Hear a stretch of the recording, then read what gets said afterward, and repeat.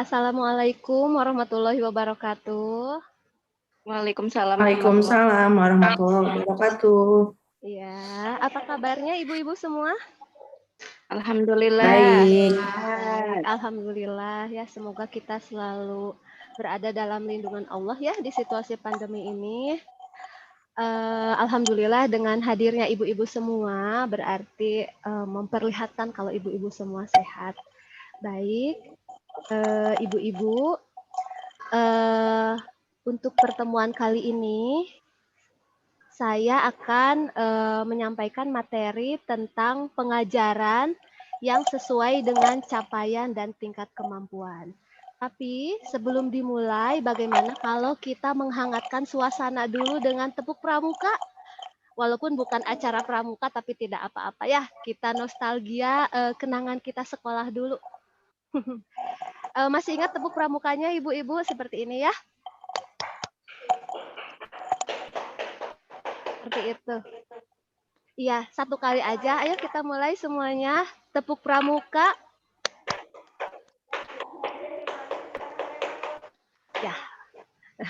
Oke, terima kasih. Di sini saya akan share screen dulu ya.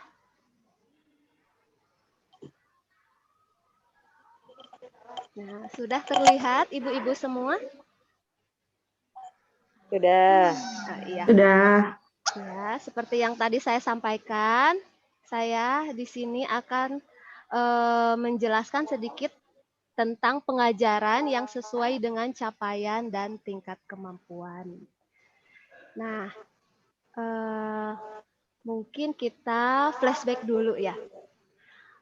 Pernah nggak ibu-ibu semua ketika menyampaikan materi di kelas yang sudah ibu-ibu semua persiapkan dan mungkin sudah dibayangkan sebelumnya bahwa materi ini pasti akan dikuasai oleh siswa, tapi ternyata setelah materi disampaikan ada beberapa peserta didik yang tidak memahaminya.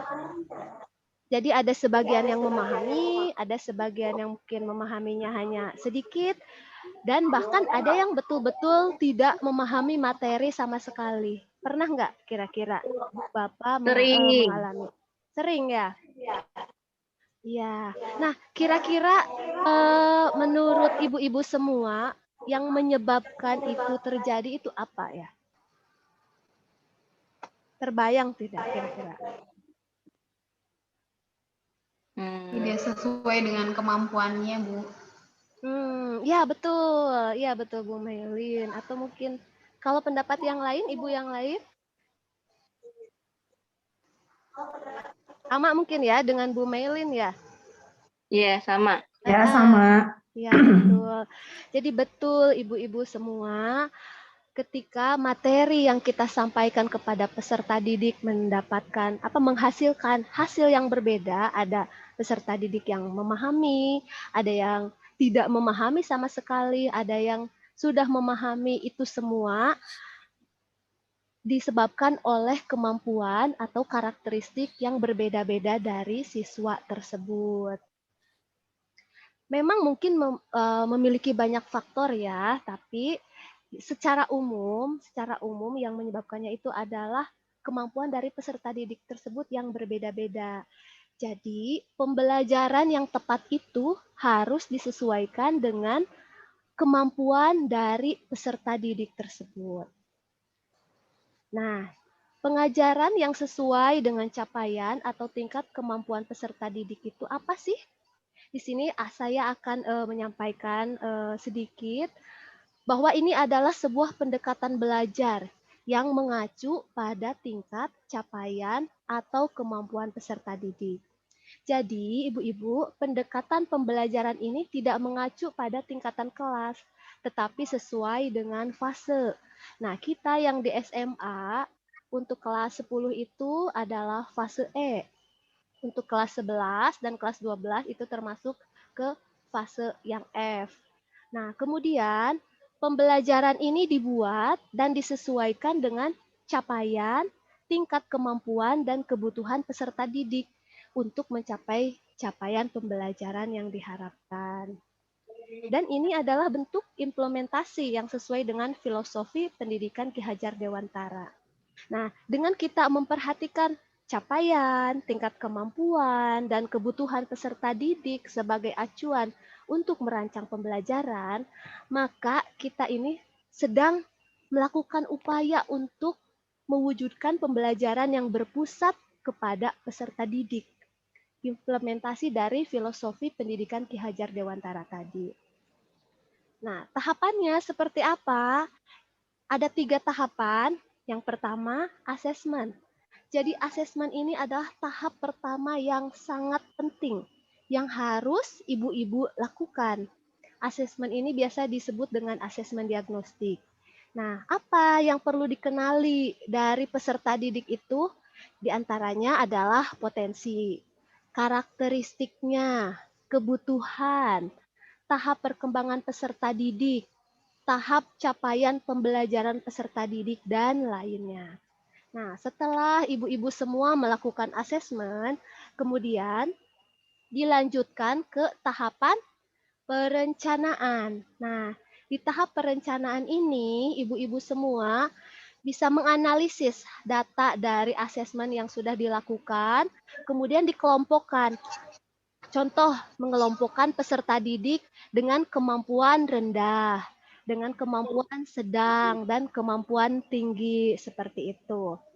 Nah, dengan pengelompokan yang sudah ibu-ibu semua buat, baru dibuatlah rencana pembelajaran. Rencana pembelajaran di sini dibuat juga ada asesmen-asesmen yang berkala ya untuk melihat kemajuan dari peserta didik tersebut. Kemajuannya bisa dilihat apakah setelah diberikan pembelajaran ada perubahan atau tidak, seperti itu. Ini dinamakan asesmen formatif. Kemudian ada juga asesmen sumatif, yaitu sebagai proses evaluasi ketercapaian tujuan pembelajaran di akhir suatu pembelajaran. Ini diperlukan ya untuk membantu kita merancang proyek berikutnya. Jadi seperti itu ya ibu-ibu semua, secara singkatnya materi yang saya sampaikan ini menekankan bahwa pembelajaran itu capaiannya juga harus disesuaikan dengan karakteristik dan kebutuhan dari peserta didik, seperti itu. Bisa dipahami mungkin ibu-ibu semua? Bisa. Tepuk pramuka lagi ya, satu kali. Tepuk pramuka. Oke. Baik ibu-ibu, ada yang mau menanggapi? Mohon maaf, Bu. Ya, Bu Bu Eka. Devi, kalau asesmen itu harus ya? Kalau nggak pakai asesmen gimana? Oh iya, terima kasih Bu Eka. Asesmen ini kalau bahasa anak sekarang harus banget. Karena ini menjadi dasar, Bu Eka, menjadi dasar dalam pembuatan perencanaan pembelajaran. Jadi tanpa kita melakukan asesmen, kita tidak akan mengetahui kemampuan peserta didik sampai di mana. Kita tidak akan mengetahui karakteristiknya seperti apa, potensinya seperti apa, sehingga kita masih melakukan pembelajaran gaya zaman dahulu ya, seperti itu. Karena kan kalau sekarang harus disesuaikan dengan karakteristik peserta didik, jadi asesmen itu perlu sekali dilakukan. Seperti itu, Bu Eka. Oh iya, terima kasih Bu Devi. Iya, sama-sama. Ada yang mau menanggapi yang lain? Nampak sudah mengerti semua ya. Saya yakin ibu-ibu semua sudah memahami apa yang saya sampaikan, terlihat dari binar-binar wajahnya. Oke, mungkin sekian pemaparan dari saya. Terima kasih ibu-ibu semua sudah hadir. Semoga apa yang saya sampaikan bermanfaat bagi kita semua. Amin. Terima kasih Bu Devi. Iya, sama-sama. Baik, ibu-ibu semua, saya tutup pertemuan ini dengan mengucapkan Alhamdulillahirobbil alamin. Alhamdulillahirrabbilalamin. Mangga ibu-ibu semua boleh live meetingnya.